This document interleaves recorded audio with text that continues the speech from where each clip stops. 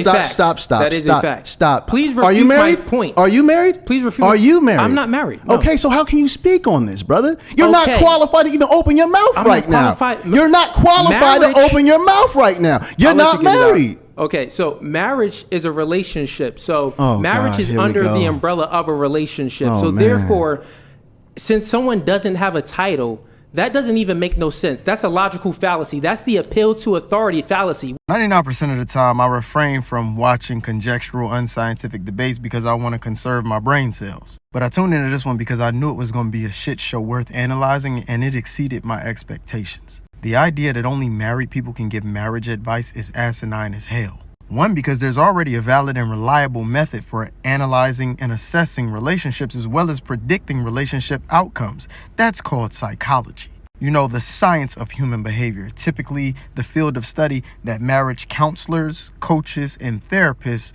have studied in order to help people improve their relationships. We have a much more reliable, valid, and objective approach to assessing relationships. That's why married couples, the people who are supposed to be the supposed experts, often rely on marriage therapists, counselors, and coaches to help improve their relationships. Sometimes I'm not too sure if people are aware that married people get divorced too, and relationships are very subjective, have a lot of nuance and variation within them. One married couple's advice to another may be ineffective. It has a lot more to do with attachment styles, personality profiles, and an alignment of values that need to be objectively assessed by someone who has studied psychology, not religion. And not simply because you're married, because you have no objective criteria to adhere to and apply to someone else's relationship. Oncologists do not need to have cancer to understand it. You do not need to have a sickness to understand how the remedy works. You don't need to smoke cigarettes or do crack to understand that it's harmful and unhealthy. It's just a matter of competition for people who want to compete for consumer attention. I'm this, so you should listen to me instead of other people who are not.